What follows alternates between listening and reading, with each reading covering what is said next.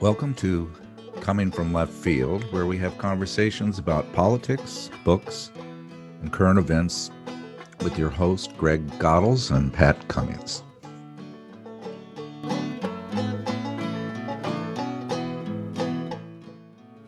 A few days ago, the Pittsburgh Post-Gazette announced that all operations will cease effective May 3rd. The daily newspaper, founded in 1786, has been the city's paper of record for nearly a century and is one of the oldest newspapers in the country. Also a few days ago, the television show PBS News Weekend taped its last show and shut down due to funding cuts. Will they be missed? After all, most of us get our news from social media platforms such as Facebook, Instagram, TikTok, Twitter, Reddit, and most importantly, podcasts. Let's discuss. Well, warm greetings. We are back with a friend of the show. This will be the third time you're on our show, and I just can't tell you how much it has now become part of my January to get a copy of your book, Project Censored's book on free press, and read the underreported stories that you provide every year. And I will never do a January without it. They have what, dry Januaries? This is my Project Free Press January. Welcome. Thanks so much, Pat. It's always a pleasure to join you and Greg on the show. Good, good. And we're here to talk about the Project Censored State of the Free Press 2026. And you do this with Mickey Huff. And also, I didn't recognize the other name, Shaylee Volte? Voidal, yeah. Shaylee Voidal. Voidal is actually now, since we spoke last, Shaylee is now the associate director of the project. I've Okay. stepped into the editor at large role. And Shaylee's a great story. She's not only a great colleague, and I love working with her, but she actually came up through the program. She started with Project Censored as a student at North Central College, where Steve Masick is one of our faculty members. Okay. North Central is just outside of Chicago. And Shaylee started as a student in one of Steve Masick's classes and then interned with us and then worked part-time with us. And in the last year or so, I mean, she's just a tremendous person, and you all should. I will put her You'll on. have her on the show, and you'll never invite me back again because she's Okay, brilliant. I will Um, put her on our radar. Yeah, I yeah. she's showing up in different journal articles and so forth. Um, the other thing is I was looking around. I was looking at your book, The Media and Me: A Guide to Critical Media Literacy for Young People, and I noticed that it was co-authored by Nolan Higdon Higdon. and Allison Butler. And it got me realizing that, boy, do we have kind of an incestuous relationship with you. I mean, we had both Nolan and Allison on to discuss surveillance education, and he is very much a part of your Project Censored program. We had Military Watch with Peter Byrne on last year, and some of the topics that he is ongoing doing projects with you and Project Censored. We had on Kevin Pistola. Gastola talking about Julian Assange and journalism. He's a Project Censored baby. You know, I think Mhm. he came up through the ranks. And also, I think we had on Alan McLeod. I believe he's affiliated with Project Censors. If not, he's one. He shows up on some of your media.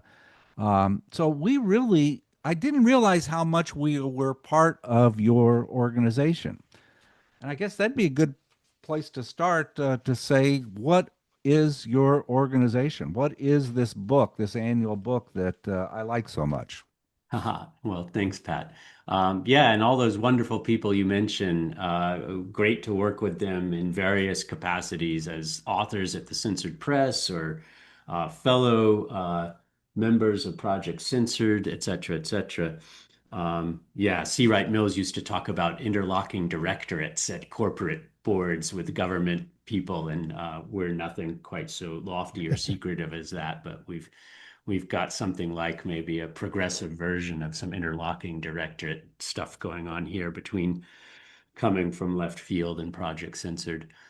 So Project Censored, it's a great time to talk about it. So we're so excited because 2026 is the 50th anniversary of the project.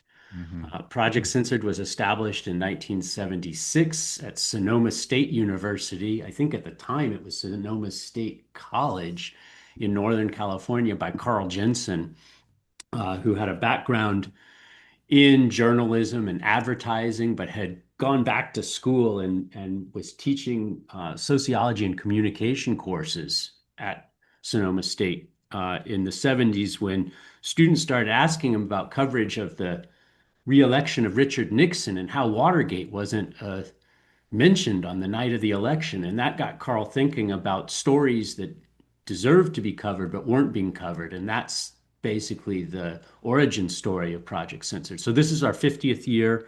Um, we champion critical media literacy and independent journalism as tools to defend democracy and as arms basically to oppose censorship and to oppose uh, uh, misinformation and disinformation in the many guises it takes. The project has, from its start, and I'm super proud of this as part of its legacy, has always involved undergraduate students. We Hmm. do direct hands-on training in media literacy. We always joke like Carl was teaching critical media literacy before we had a term for it. Hmm. And it's continued to do that. Some of the stories that we'll talk about today, all the stories that we feature in each year's book as most important but underreported stories, are initially identified and vetted by college students at campuses that participate in our affiliates program. So they're working with professors who know about and respect Project Censored's work. And that's how we keep tabs on the myriad, amazing stories that deserve more attention than they get each year. So Yeah. a major aim of the project is to try to promote support for and attention to independent journalism as an alternative to the kind of corporate version of reality and the corporate version of news with its narrow definitions of who and what count as newsworthy. There are real alternatives out there. They just don't have the enormous platforms and broadcasting power that the big networks and cable stations do. Yeah. Well, I'd like to talk a little bit about you and bring up two projects before I've got several cards that I want to get off my plate so we can start talking about your book. But what I like about you, Andy, is that you're a sociologist and a media critic, and you come at this through the point of view of a sociologist. I said you could come at it from a different perspectives, and I really appreciate that approach when you're looking at literature because it seems like sociology and psychology is helping us explain how crazy things are right now with our present media landscape. I mean, as good a discipline as any to explain it. You can explain it through economics and so forth. Um, and so that's one thing about you. I want to talk about a couple of things that you're doing, though. I noticed that you wrote, you're writing for your local newspaper on the other, we both live in Washington, and on the other side of the mountain is a beautiful kind of a Vail, Colorado type of Washington, the Meadow Valley. And I saw that you were writing for the local paper on the book banning activities in October. Tell us about Censored is So 1984 and your work with the book banning project. Yeah, we did a we did an event at the Winthrop Public Library with the support of the local Friends of the Winthrop Library and the North Central Washington Library System during Banned Books Week. It just seemed natural to do something there at the library, and so I helped put together a panel that included a teacher from the high school, a student from the high school. folks from the local library system and myself, and we're all talking from various perspectives about book bans and the problems with top down or astroturf roots versions of keeping books out of people's hands. And in some ways, the most amazing person at that panel, on that panel, was the student who talked really eloquently about how important books were in their Hmm. life and coming to understand who they were in the world. And yeah, and then we're there in the library, so we're surrounded by Hmm. you know displays of books that have been banned, books that almost everyone in the room had read and probably learned and benefited from having read. So that was great. And banned books week ties into my sense of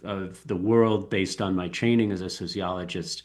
The key hallmark there, I think, is sociology's taught me to always be thinking about power and the distribution of power and the consequences of that distribution, right? And so when we talk about book bans or other forms of effectively censorship, we're talking about efforts at controlling the flow of information, the freedom of expression, and so forth and so on. And those are fundamental topics for sociology. I guess in Marxist terms, this would all be at the level of the superstructure. Obviously, in this case, we're talking about, in the case of the United States and censorship in the United States, we're talking about it in the context of capitalist mode of production. So these are the kinds of things that studying sociology at Haverford College with a professor named Mark Gould, I learned all about, and then going on to graduate school at UCLA, and then really continuing my studies working with Peter Phillips, the former director of Project Censored, and my colleagues, people like Mickey Huff and Shaylee Voidal and everyone else who you mentioned.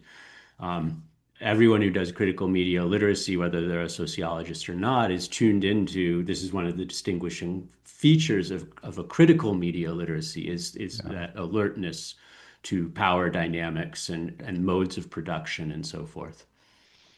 Greg, this was like our last podcast. We went 15 minutes and didn't say and didn't you didn't say a word. So welcome, Greg, to our I'm a good podcast. listener, Pat. I'm a good listener. You're a good I, listener. I really, it's always great to be with people that are fighting the good fight, and Andy's certainly fighting the good fight, and the folks that are putting this state of the free press together are fighting the good fight, and everyone should buy it and learn about it. But I must say that I think we're losing. I think we're losing the fight for a free press. Getting more and more distant from a free press in this country, and that's kind of Mhm, uh, depressing to me. I mean, you take the uh, the people like Ellison, who purchased CBS News, and purchasing everything else he can get his hands on that has to do with influencing people. It's hard to see that in a context of a free press. The idea of anything free from influence is pretty much shattered by that experience, and that's going on more and more and more. But the other side is too the notion of a press is being um, attacked. I mean, from all sides. You know, we celebrate in this book. We celebrate people who are independent, who function on the internet, and offer an alternative to the Ellisons of the world. But at the same time, today's news brought us. The Wall Street Journal has a big article, which if you haven't seen yet, you really should read, about influencers and how they're bought and sold. And mhm, in a sense, they're the new journalist. I mean, they're out there Right. influencing millions of people. I mean, they have followings larger than our local newspapers. And as recently as this past year, Israel spent $900,000 buying influencers. mhm. And there's no filter there. It's just going direct to people innocently and so forth. And I'm particularly struck, and maybe that's the point of my sort of negativism today, is my local. I live in Pittsburgh, the 28th largest uh, metropolitan area in the country, and by far the largest that will in May no longer have a daily newspaper. It's hard to imagine. If that isn't a step back from a free press, I don't know what is. And it's not. And the blocks who own the Pittsburgh Post-Gazette also own the alternative newspaper, which they closed last month. Mhm. And we have no other options other than a couple of online minor outlets, which of course are very selective. They don't have a force like the Post Gazette had a force. So maybe Andy could comment on my Mhm. desperation. I mean, Pat keeps talking about Uh, our lives of desperation. Maybe mine today is more desperate than Yeah, usual. the yeah. Pittsburgh Gazette was founded in 1786. I Wow. mean, Yeah. Gemini. They were talking about Shays' Rebellion when their first issues. I mean, it's just amazing. So, Wow. Well, Greg doesn't talk for 15 minutes, but then he gives us he jumps in and we have an agenda that we could talk the rest of the afternoon about, I think.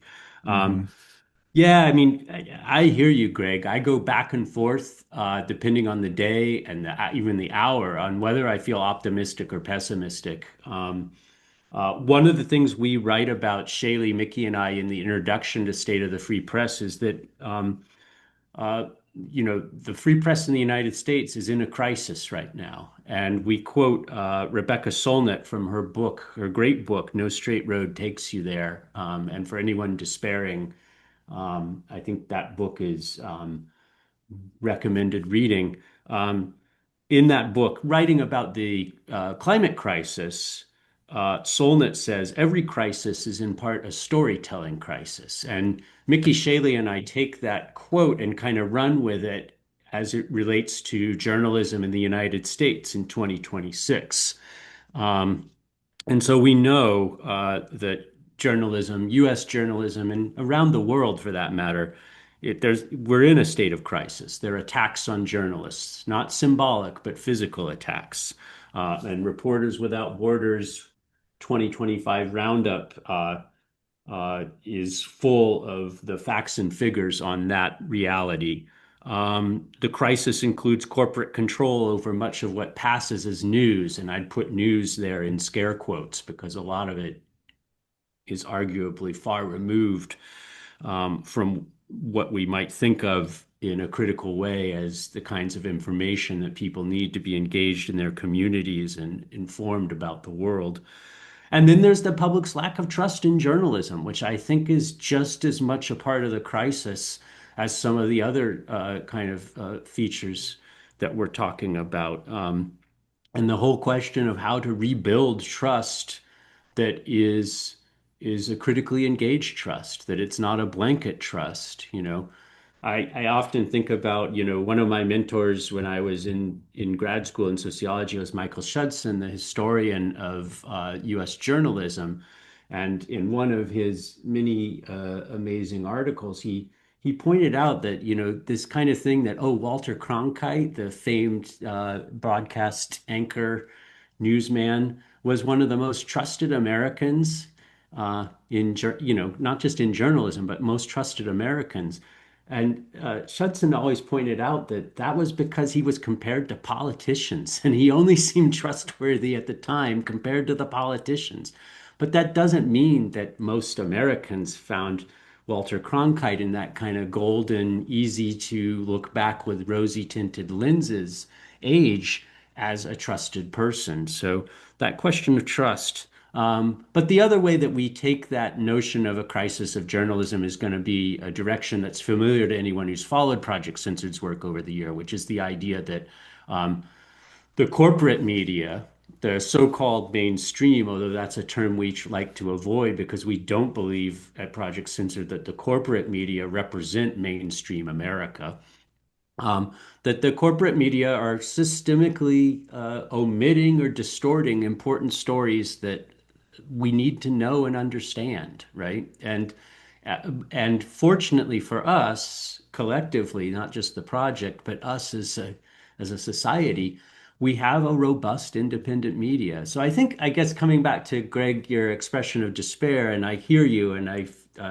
the idea of a paper of that, a newspaper of that duration and reputation going out of business, there's no positive spin on that. right. Um, But nevertheless, I do think like we live in an era now where thanks to the internet, as long as we still have a relatively free internet, um, I think we have more um, high quality independent journalism now than we ever have. The other thing that's kind of in my mind as I think about despair is I've had occasion the last month or two to be in touch with a journalist from Djibouti. A lot of people won't maybe know where that country is. It's in the Horn of East Africa. Djibouti ranked 168 out of 180 nations on Reporters Without Borders' most recent list of press freedom. They're rock bottom or near there. And it's really eye-opening to talk to this person who's a reporter from Djibouti, now in the United States, about what it was like for her to try to report in that country under the repressive. And it made me realize that as bad as things are here, we still do have a great deal of press freedom and a great deal of ability to share news and information and freedom of expression. And although those are all under attack, we have them now. And so, thinking comparatively there, I guess that puts me on the optimistic and fired up side of we have to use the freedoms we have and we have to protect them and we have to use where we're relatively privileged, we have to use those freedoms to protect others who are even more vulnerable than we are. Let's start with a couple of stories here. Your book is organized where you'll have 12 major stories, maybe 15 if you add your honorable mentions, where there are underreported stories that should be reported. Mhm. Some of them I was familiar with, some of them I was not familiar with. And then the second part of your book is where you're revisiting some of the major stories from years past and you're Mhm. kind of putting a footnote on them or an update on them. One story that I thought was pretty important is your very first story, which ICE solicits social media surveillance contracts to identify critics. This is, in general, a story where ICE is now using software, iPhone or smartphone software. So when you're demonstrating in Minnesota, they track everybody there, who you are, and can track you to your home and your business. They basically your freedom of expression through protest is now being completely monitored by ICE, not in conjunction with the local police department, by ICE. Mhm. Did I get that right? Yeah, I mean, that's a major part of it. So this is a story that was first broken by The Intercept and Common Dreams, and out of the UK, The Independent. And this story is in particular about ICE seeking to hire private contractors to monitor social media accounts and to monitor those accounts for anything that they would deem to be critical of ICE practices, leadership, etc.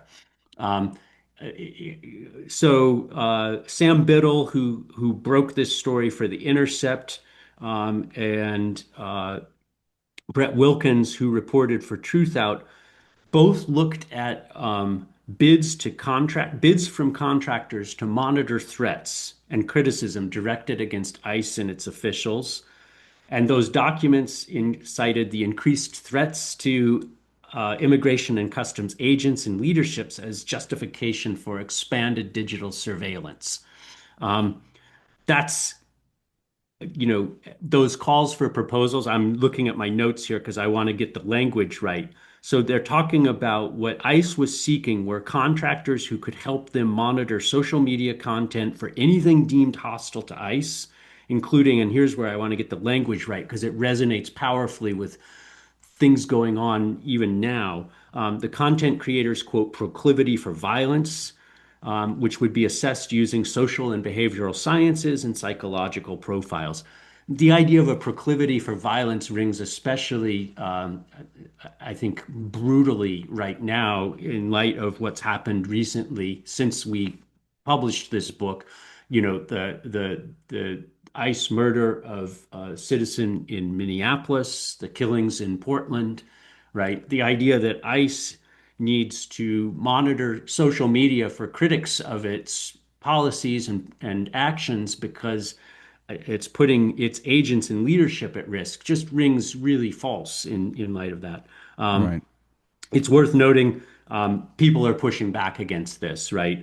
Immigration rights activist Cynthia Rodriguez, who works with the Latinx rights group Mi Gente, told The Intercept ICE's attempts to have eyes and ears in as many places as we exist, both online and offline, should ring an alarm for all of us.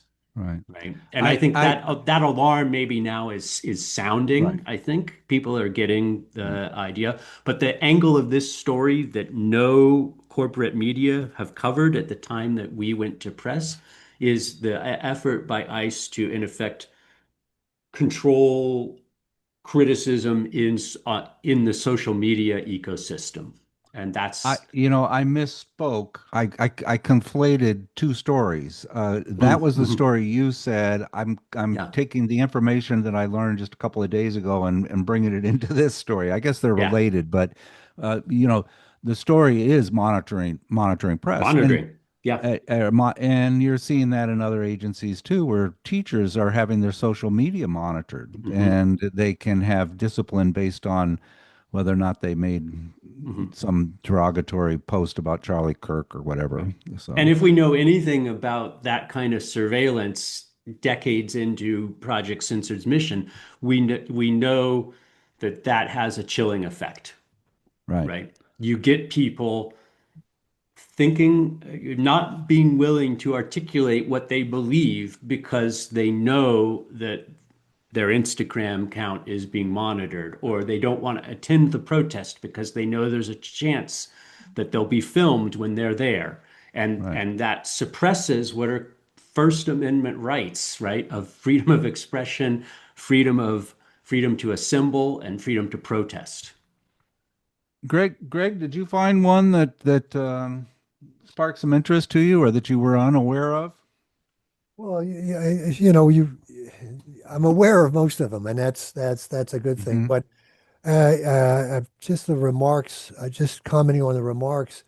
Um, the disappointing thing about our situation we're in is that I was thinking about these protests. It's the people that go to the protests that actually are aware that this is going on. We have to find ways to get message out beyond the people that are already activists.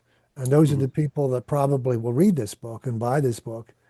And so I'm just troubled by how do we get that message around? I mean, what Paul? I mean, there are ideas like single payer and other ideas that are viewed initially as extreme ideas or out of the mainstream or what have you. But they come in because we can get a politician, Mhm. even one politician that will stand up. But it's so hard on these issues. I mean, we've sort of given up since the expose of the broad surveillance state that we're in some years ago, with Assange and others revealing stuff. That was a big deal, but it sort of calmed down, and we don't have any politicians that are really taking it up. And Mhm. how do we do that? How do we get this? I mean, in a way, what I'm saying is that I'm proud of the fact that this is not mainstream. It'd be disgusting if the mainstream would Hmm. screw it up. But the fact that it isn't mainstream is the barrier to getting this message across to Yeah. a critical mass of people that will fight back. Mhm. How do we do Yeah. that? Yeah, I mean that's a sharp question, Greg. I think there's a huge body of research in kind of the sociology of news, um, famous studies. Todd Gitlin's book, The Whole World is Watching, among them. I won't turn this into a graduate seminar now, but that you know policy doesn't get reported as news until there's dissent in Congress. I think those many of those findings predate the rise of the internet, but I still think that there's a basic truth about that. That's one reason we had silence for so long about the US weaponized drone program under Obama. No Mhm. one in Congress was authorized to talk about it, and insofar as people could speak in abstract ways about it, members of Congress were basically aligned. And so there was nothing for journalists to report, especially if they were journalists who were used to relying, as the corporate media does, on official sources as the only voices that matter. I think with independent news outlets, with a broader definition of who's newsworthy, that's where we got contrary reporting, critical reporting about the weaponized drone program. I'm talking now about more than, this is 12 plus years ago. Um, in terms of what we do, this is a small thing, but this is something we're actively doing at Project Censored, and we've actively recruited people who know how to do it better than I would if it were up to me. We talked a couple minutes ago about, surveillance on social media platforms. Project Censored continues to use most of the social media platforms to get the word out about our work and especially our critical media literacy education tools. And we increasingly use platforms like TikTok, and we're on Reddit, and we're on the platforms that young people are going to.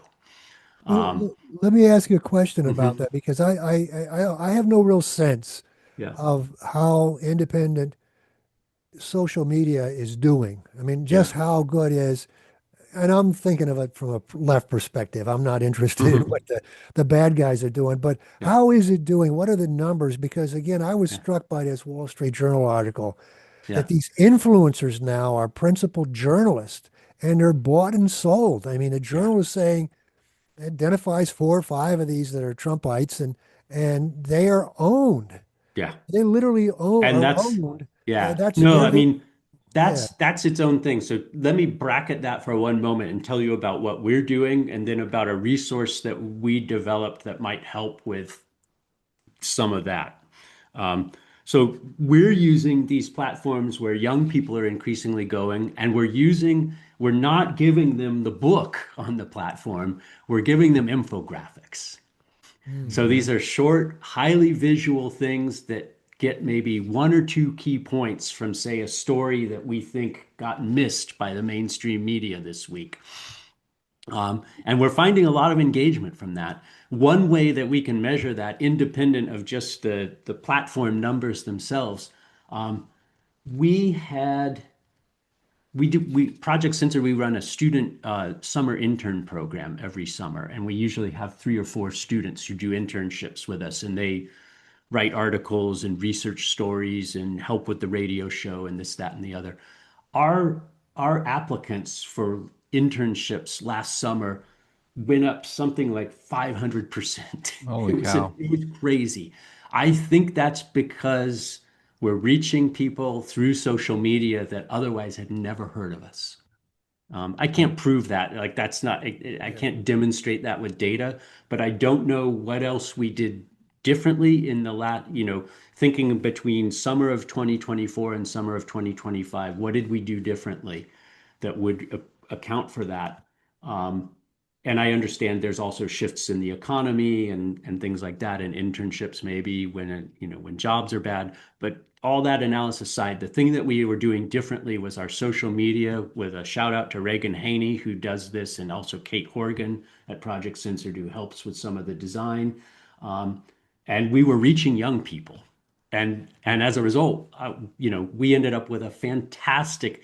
We had more good applicants for our summer internships program last summer than we could fill.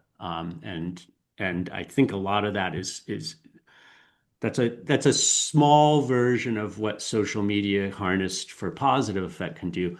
The downside, as you point out, Greg, is people are bought and sold, um, and it's hard to tell.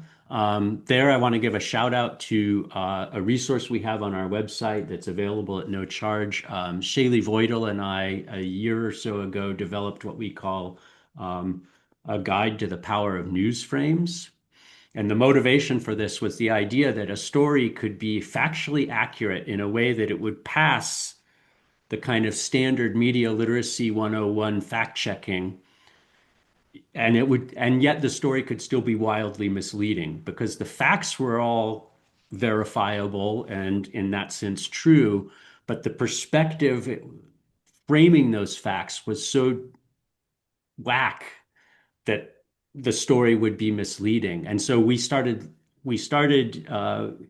working on what we call frame checking as a parallel, as an ancillary to fact checking, right? You have to check the framing of the story too. And so Shaylee has gone on and done a bunch of things. We posted these couple articles on our website under as our dispatches on media and politics that are about using the frame checking guide to look at social media influencers and to frame check the claims made by social media influencers. So there's still the problem of how do we get that material out to a wider audience, Hmm. which no silver bullet answer to Greg's question there. But we are developing resources that we think can help people to parse some of this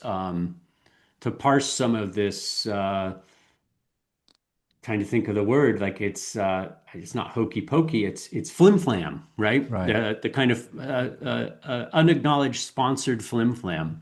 Most of those social platforms have official guidelines that have requirements for what you do when you have sponsored content, but it's up to people to self-regulate and self-disclose. So you know, there's not a lot of teeth to that. And so that is a real problem. So, if there's not going to be kind of top-down regulation of influencers from the platforms, then the other way to come at it, I think, is to have media literacy education for the people encountering that content when they use those platforms so that they're able, just like with corporate news, so they're able to see through what's flim flam and to assess for themselves what's trustworthy or not. We had last week Ah, yeah. Alex Karakasanis, and he mentioned exactly what you're saying. He said the best propaganda is true. Uh, he said I could take Steph Curry and do a highlight reel of all the times he missed three pointers and have 1,000 of his NBA shots of him missing three pointers and show it to a middle school kid, and they would come away with the conclusion that he's the most horrible three-point shooter they've ever seen. Yeah. And so it's showing you how you can take reasonably good information and out of context, Mhm. just distort it. Um, let me ask you another one. I was interested in this one. I love Ryan Grimm. I think Yeah. he just is he's a Seymour Hirsch with a sense of humor. He could do stand up. He's so funny. And he's been doing a lot of work with the Israeli government and Epstein and Mossad and all of that. It reminds me of your story about Meta with their crackdown, story number 4 of Facebook and Instagram post, how a group of people in Israel are basically sending out, take this post down where you mention Palestine in some positive sense, and with almost 100% agreement, just based on these sort of standard cut and paste requests, they're completely wiping out all of these posts related to that one Topic. topic Yep. that it's placed in this particular light. I don't know. What do you think? This is one of my favorite kinds of stories, and this is one of our top stories in State of the Free Press 2026. The kind of story it's a censored story about censorship, Right, right? So it's right. like a hall of mirrors here. Meta undertakes sweeping crackdown of Facebook and Instagram posts at Israel's request. This is our number 4 story this year, based on reporting by, as you mentioned, Ryan Grimm, but also with Waqas Ahmed, Nicholas Rodello, and Murtaza Hussein, all from Dropsite News. And the scoop on this, Dropsite News, which again, a kind of torchbearer for this new generation of independent news reporting, investigative reporting. The folks at Dropsite News got a whole trove of basically employee documents leaked to them by Meta employees who saw what was going on and were concerned. And what they saw was that Meta, which owns Facebook and Instagram, was acting on something like 94% of the takedown requests made by Israeli government officials. Many of these they were acting on within 30 seconds of receiving the request. The scope here, you can't tell from percentages. The scope here, it's an estimated 38.8 million posts on Instagram or Facebook that were, in Meta's terms, actioned on, which means they were either removed, banned, or suppressed from those platforms. It's what the reporters, the team that I just mentioned, called the largest mass censorship operation in modern history. Um, the other thing that the Meta whistleblowers told them that makes a lot of sense to me, having done some work on kind of algorithmic literacy for journalists, is that Israel's censorship project, this kind of Israel Meta arm lock, is going to echo into the future because, of course, Meta is currently training AI programs to do content moderation on those social platforms. And those programs are now being trained on what is now a pre-filtered, right? All those critical posts have already been filtered out. And so you get a kind of ripple effect of this, right? In this age of AI and algorithmic driven content moderation, you get a kind of knock-on effect of these decisions. Um, of course, we know that Meta should stop censoring criticism of the Israeli government as if it's anti-Semitic. But the other point here is that we need to be putting pressure on Meta to stop training artificial intelligence tools to do the same thing, Right. right? Right. Yeah. And like you said, Alan Grimm is now being sued for being biased in his reporting about reporting biased reporting. It's like, anyway. Yeah. How does that relate to your algorithmic literacy project? I came across this, helping journalists understand functions, impact, and ethics in algorithms. Tell me about that project that you're doing. Yeah. And is that sort of associated with this of Yeah, trying yeah. I to? mean, this is so the project is algorithmic literacy for journalists. Although algorithmic literacy isn't just for journalists, everyone Right. should be interested in being algorithmically literate, given that so much of our news comes to us through the kind of social media platforms that we've been talking about today. When you use search on any of your web browsers, I don't like to say Google as a verb, but when you quote Google something, an algorithm is filtering what kind of responses you get. So all of us should be concerned about being algorithmically literate. But my argument in that project was that journalists have a special concern because press freedom is at stake. Um, and so Project Censored, we applied to the Reynolds Journalism Institute, which is at the University of Missouri, one of the oldest Mhm. running journalism programs, if not the oldest in the United States. And happily, fortunately, we were funded. And I spent a year working on this project with other members of the Project Censored team. And the result is a website that anyone can go to. It's open access. It's if you search for algorithmic literacy for journalists, or if you go to ALFJ, just the acronym .org, you'll find the website. It's oriented to journalists, but I think there are things there that are of interest to a general public. The reason I wanted to focus that project on journalism is that press freedom is, of course, a concern for everyone, no less for journalists themselves. Um, but it often feels as if press freedom doesn't get covered as a story in its own right. And journalists are taught in school not to make themselves the focus of the story. But I have this image of, I don't remember which character it is, if it's Roadrunner or the Roadrunner's adversary, where one of these cartoon characters is standing on the wooden floor and the adversary is underneath sawing the circle around them and they're about to drop through. That's the kind of feeling I have about journalism with regard to AI right now. Um, but you don't see journalists reporting about it, or you don't see journalists reporting critically about it. So the whole point of the ALFJ project was to try to provide journalists with some tools for thinking about how AI is affecting their day-to-day routines as journalists, for informing the public, and for doing all that in a way that promotes, not more hype about how AI is going to solve this problem or solve that problem, but critical thinking about it and critical reporting about it. Making it, making looking for ways that stories about AI can have a press freedom angle to them.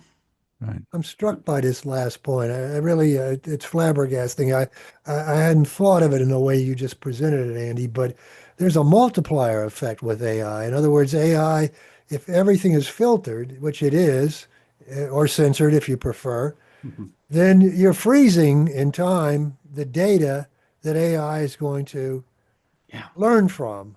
And you're freezing data that's already polluted. So you're multiplying that pollution.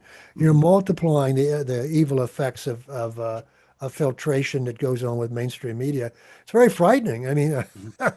once again, I'm the negative person, but I had never thought of that. It really Yeah. AI's the danger of AI as a multiplier of these extraordinary restraints upon news and on knowledge and so on is going to be devastating going forward. Yeah. I I mean, hope you get that message out to more people. this isn't just us speculating. We have an October 2025 report from the European Broadcasting Union. They looked at um, they looked at 22 public service media organizations in 18 countries, 14 languages, looking at what AI tools like ChatGPT, Copilot, Gemini, what they were doing when they reported news, right? So someone sends a query to ChatGPT or to Copilot and says, "What's the most important story of the day?" And what the EBU, the European Broadcasting Union, found was that 45% of the AI answers had at least one significant issue. 31% had serious sourcing problems, misleading, missing, incorrect attributions. 20% contained major accuracy issues, including so-called hallucinated details. In other words, just completely fabricated. Um, and so, this is important because more and more people are turning to AI assistants like Copilot and Gemini as a replacement for search, right? And even when Mhm. you search something now on many search platforms, the first thing that will show up is an AI. AI generated answer. Yeah. And Mhm. what this study is showing is that 45% of the time when we're talking about news stories, they're errors. And in half of those, there are serious, serious errors. And so I'll just, I don't like to look at my notes when we're on camera, but I like to get facts right too. So the latter trumps the former. The EBU's media director and deputy director general Jean-Philippe de Tinder said the research conclusively shows that these failings are not isolated incidents. They're systemic, cross-border, multilingual, and we believe this endangers public trust. Right? So the other thing at stake here is, what you said a moment ago, Greg, is exactly right about this kind of perpetuating thing. But the other place that this comes back in an insidious way is that, okay, now people will say, well, we can't trust AI and we don't trust the news. And I think that's a recipe for, you know, people basically having an Cynicism. excuse to bury their heads in the sand and just Cynicism. Yeah. and not think about anything except them and under their roof and their family or their immediate circle. And Right. that's a disaster for democracy because democracy is premised on the idea that we're interacting with and debating with and ultimately cooperating or coordinating at some level with other people, right? Right. People who we don't necessarily agree with. I have a question for both you guys. I think Greg, we could call you a journalist. I mean, you do 700,000 page. No, I'm a commentator. I don't want anyone to think I'm a journalist. I don't do any original research at all. I go into journalists, they're my data source, and then I comment on it. So I Okay, don't call me a okay. journalist. But I, Well, yeah, so then, whenever use I a tried to do journalism, I did it very, very poorly. So I don't even okay. pretend to All be right. one. But you write for Marxist Leninists Today. You write long articles. They're very Yeah. detailed. They're footnoted. They're accurate. They, get a lot of pickup. There's a story. Not only is the Pittsburgh Post Gazette going out of business, but I was watching news this weekend, and the PBS News a Weekend show, which is the news hour for the weekend, did their last show. They're off the air. The funding cuts and the budget cuts, they're done. And I'm thinking of, Greg, you share a lot of articles with me. I'm thinking of organizations like Truth Out, Common Dreams, Drop Site News, Mint Press, Port Site, Mother Jones, Daily Coast, Jacobin.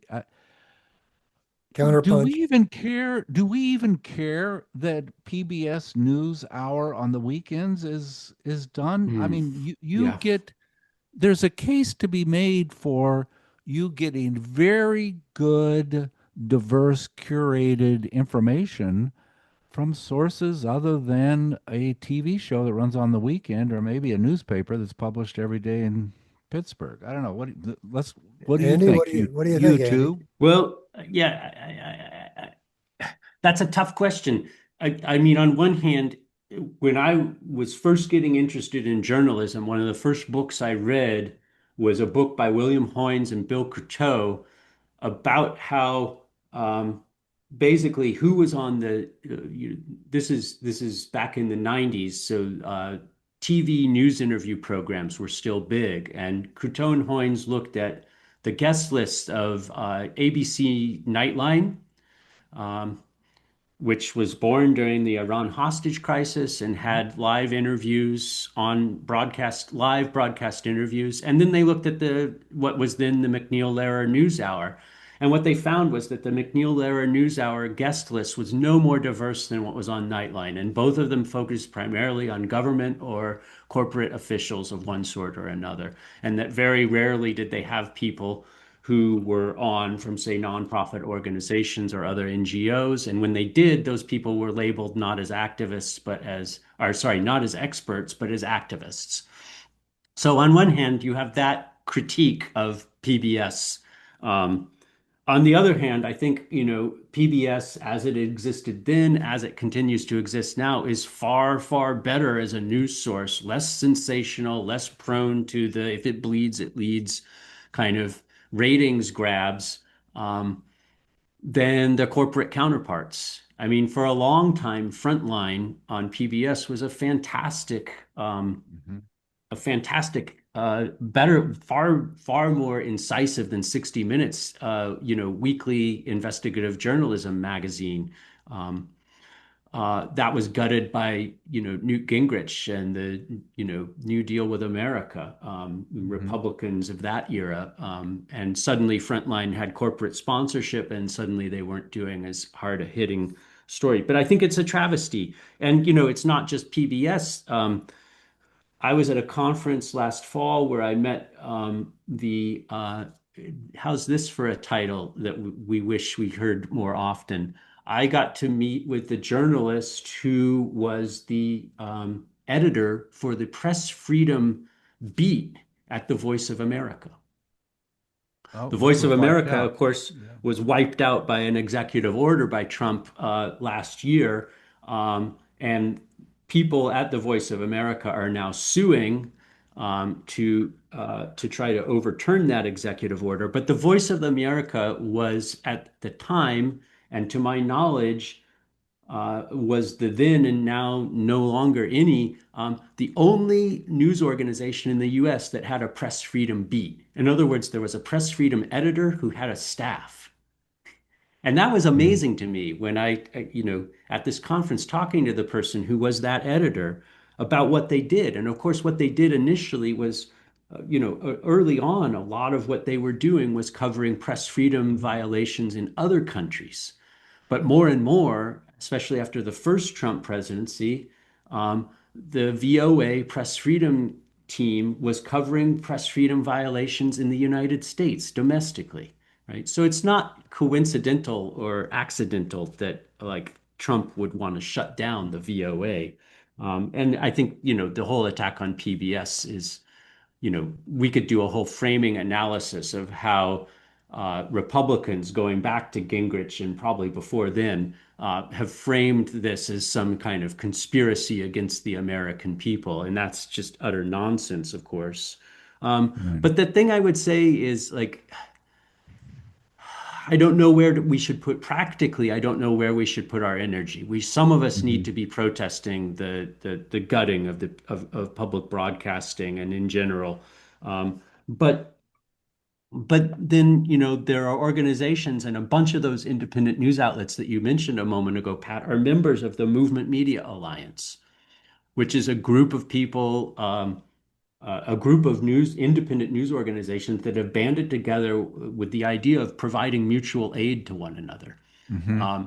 in a time of crisis. And I recommend anyone who's interested in this just have a look online for the Movement Media Alliance. Okay.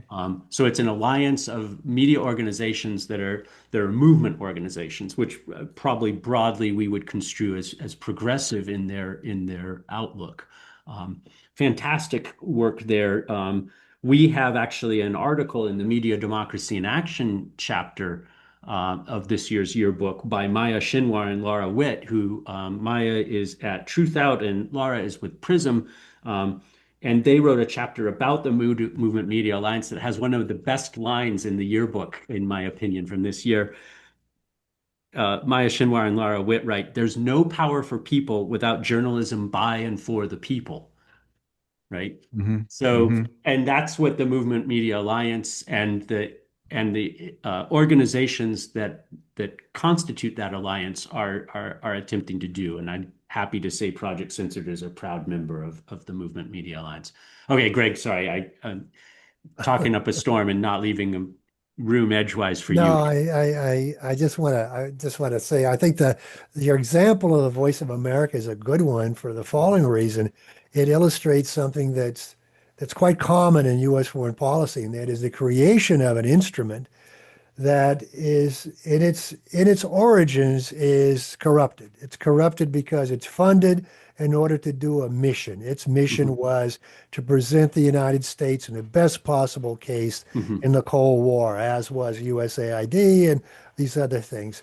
In the course of doing that, they often did wonderful things. For example, they presented jazz to the world. Voice of Yeah, that's America true. in Yeah. the 50s, they were bringing jazz all to European countries and behind this quote unquote Iron Curtain and all this stuff.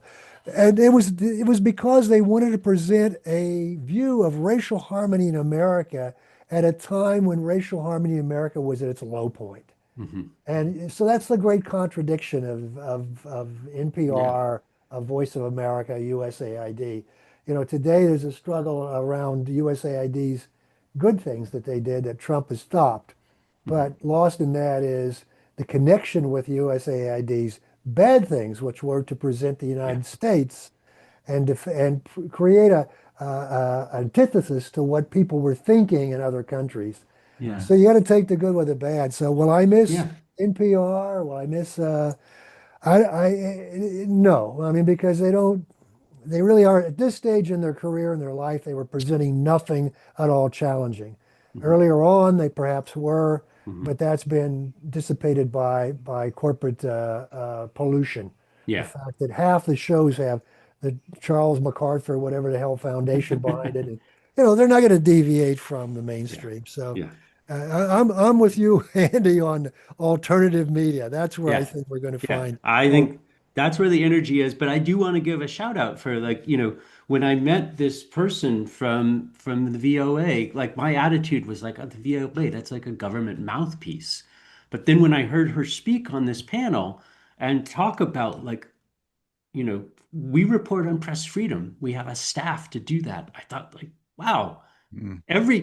why Andy, why don't more newsrooms in the United States have a press freedom beat? Yeah, well, right? they don't, And and the if they VO did, and now there's no, to our knowledge, there's no newsroom in the United States because of the closure of the VOA. There's no newsroom in the United States. Unreal. So I mean, I think I want to pick up on one more point from what Greg just said. I think that that idea of taking the good with the bad, as you put it, is exactly what a critical media literacy would aspire to have us do, to be able to avoid oversimplification of complex issues, right? To have not everything runs through a red or blue like sausage filter that, oh, this is a Republican or this is a Democrat, this is a liberal or or a conservative or a socialist or whatever you want to call it, label agenda. That sometimes there's complexity in the world, right? Sociology teaches you this from day one. There's complexity in the world, and if you don't address it, you're not dealing with the real world, right? And well, so the VOA, yeah, the good with the bad, right? The VOA is a tool for US imperialism. But for a long time, the VOA also had a press freedom beat. We can hold both if we're astute and if we don't mind complication, we can hold both those things and have more interesting conversations and maybe better politics because we won't be making ham-fisted decisions about ideolo on the basis of, you know, our preconceived ideological beliefs. you brought up much earlier the capitalist superstructure, and in a sense, these kind of organs, VOA, for example, I Yeah. like that one because I'm familiar with that more so. They were independent of red and blue Mhm. because there is a function within the United States of quote unquote a ruling class here that's primary mission is to protect and promote Capital. capitalism Yeah. and the worldview of that ruling class. And Mhm. that transcends blue and red. So Yeah. that's why you did get CIA involvement with the soft left in the United States and around the world because it would become credible with people outside of this country didn't think blue and red, Mhm. just as VOA is credible with people that don't think blue and red. They have multiple parties and so on. So that function is still going on. So yes, it's more diverse. It's a Mhm. step beyond the blue and red. Yes, the blue and red, but it's still polluted. Yeah. It's Yeah. still Yeah. polluted. Mhm.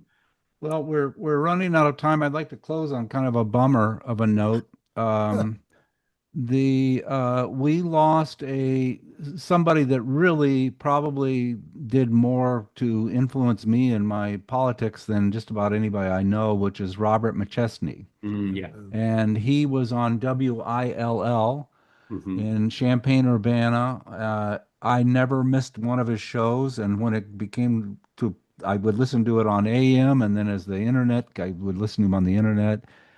He was just a very powerful, powerful media critic. And I want to read one quote that he said.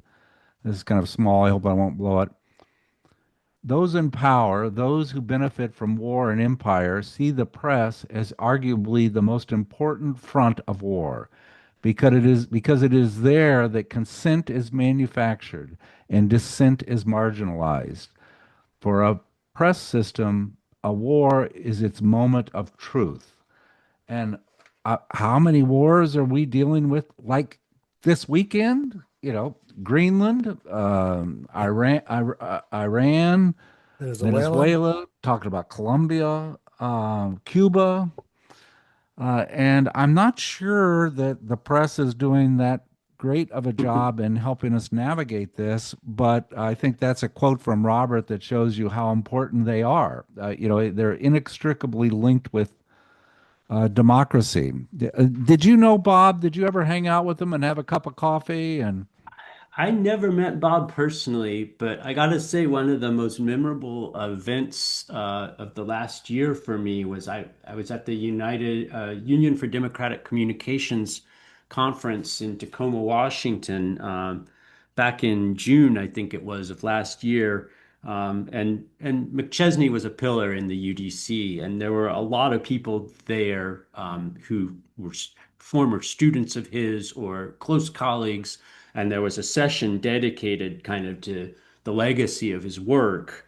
And so, you know, his work, for those who don't know, we're talking about Rich Media, Poor Democracy is probably one of his, maybe his most famous book, but people spoke so eloquently about Bob as a person, but also like as a champion of transforming media systems, right? As he Hmm. founded Hmm. free press, he was a champion of net neutrality. He warned about the dangers of deregulation early on, right? All these things. And ultimately seeing all that as part of a basically a pro-democracy movement, right? Um, you know, as Victor Picard, who's at Annenberg UPenn, said, it's our media, not the corporations, right? And Hmm. that was basically channeling, what McChesney devoted his professional life to calling out and championing and inviting people to come and do. So yeah, huge shoes to fill. Yeah. We have a little bit about that in introductory essay that Steve Masick at North Central College, who did know Bob, knew Hmm. him well. Steve wrote some about that in this year's book, and yeah, big shoes to fill. But the sense I came away from that conference was that, you know, Bob probably wouldn't agree with everyone who's going to try to carry forward his legacy. He would, but there will be people carrying forward that legacy. Hmm. There's no doubt in Hmm. my mind about that. His old stuff holds up well. I mean, Yeah. his No, warnings and he's I don't know. he He's a saw. hero of mine, that's for sure. Yeah, yeah. Now we Mhm. don't have many heroes, but Bob is someone who is worthy of putting up on a little bit of a pedestal. But more than that, forget the hero worship, just the lessons to be learned from his work that are of Yeah, continued relevance for sure. Yeah. indeed, indeed. Any final thoughts, Greg? Well, I think it's great to have someone who's leading the way towards a free and truthful media. Uh, Oh, I think Andy is one of those people that we should all get behind and follow him in this journey because one day maybe we'll have a free, democratic, and truthful media that tells us things that help us help us become better citizens. amen. Glory be to God. I think the book is wonderful. Buy the book, and I'll put a link to it online. And Andy, I thank you so much, and I'll follow through with you on your recommendations of other people that might help pick up the torch and help us with these themes, very important themes right now. So, thank you.